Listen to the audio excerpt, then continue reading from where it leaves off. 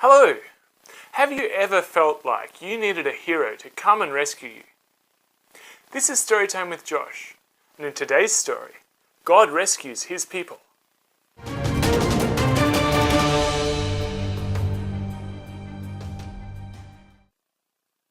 Well, Abraham did have many descendants, known as the Israelites, but the Israelites had become slaves in Egypt. Moses was an Israelite who'd escaped from Egypt and had been living for many years in another country.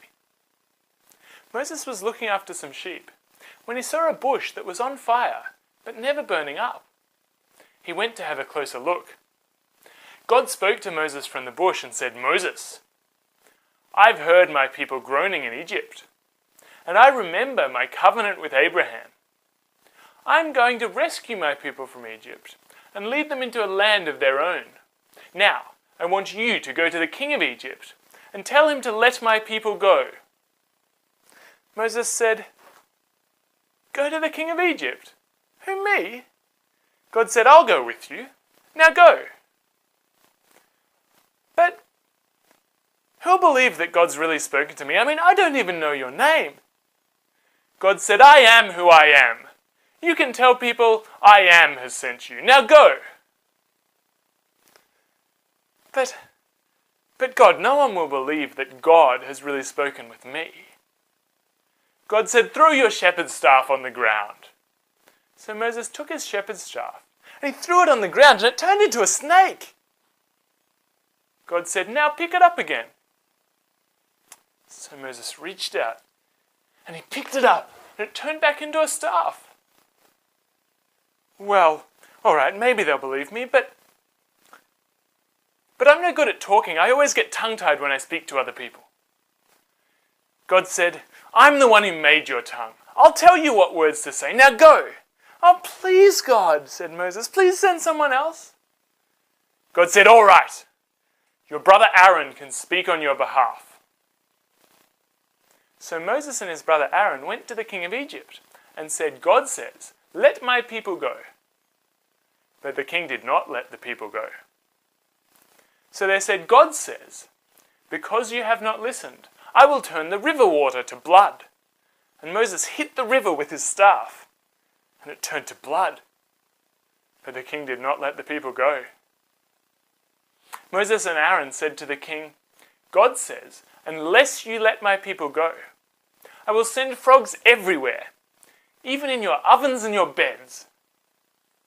And Aaron stretched out his arm towards the rivers, and frogs came up and went everywhere, even in the ovens and the beds.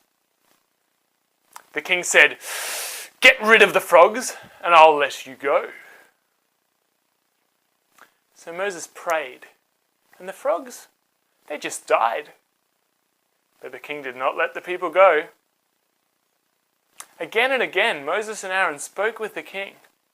And God sent bugs and skin disease and darkness and hail until the whole land of Egypt was in turmoil. But the king did not let the people go. Finally, God said, "Tell every Israelite family to kill a lamb and put some of its blood on their doorframes. I'm going to go throughout Egypt and kill the oldest son in every family. But when I see the blood on your doorframes, I'll pass over your house and your oldest son will be safe."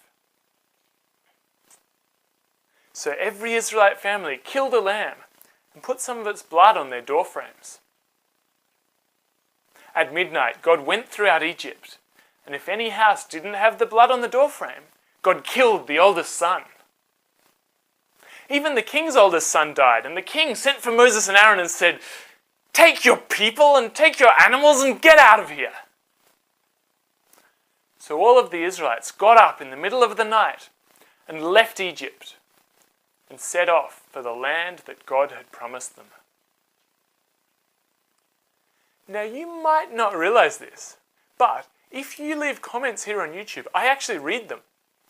This story that you've just heard was one that was suggested to me in the YouTube comments by Dr. Whovian2.